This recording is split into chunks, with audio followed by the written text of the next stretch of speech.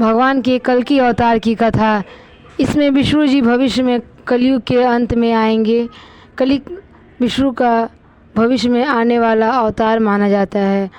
पुराण कथाओं के अनुसार कलयुग में पाप की सीमा पार होने पर विश्व में दुष्टों के संहार के लिए कली का अवतार प्रकट होगा।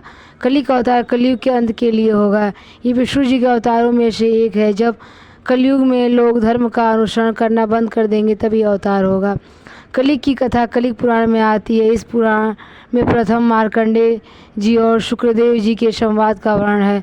कलयुग का प्रारंभ हो चुका है, जिसके कारण पृथ्वी देवताओं के साथ विष्णु के सम्मुख जाकर उनसे अवतार की बात कहती है। भगवान विष्णु के अंश रूप में ही संभल गांव में कलिक भगवान का जन्म होता है।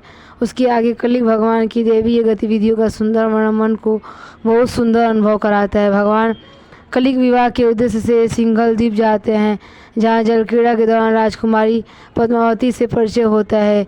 देवी पद्मिनी का विवाह कलिक भगवान के साथ ही होगा, अन्य कोई भी उनका पात्र नहीं होगा।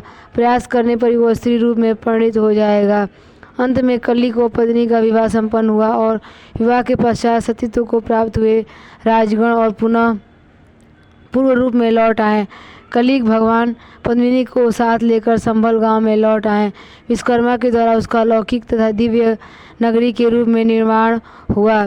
हरिद्वार में कलिक जी ने मुनियों से मिलकर सूर्यवंश का और भगवान राम का चरित्र वर्णन किया। बाद में शशिध्वज का कलिक से युद्ध हुआ और उन्हें अपने घर ले जाने का वर्णन है, जहाँ वह अपनी प्राणप्रिय पुत्री रमा का विवाह कलिक भगवान से करते हैं। उसके बाद उसने नारद जी आगमन, विष्णु यश का नारद जी से मोक्ष विषयक प्रश्न, रुक्मणी व्रत का प्रसंग और अंत में लोक में सतयुग की स्थापना के प्रसंग को वर्णित किया गया है।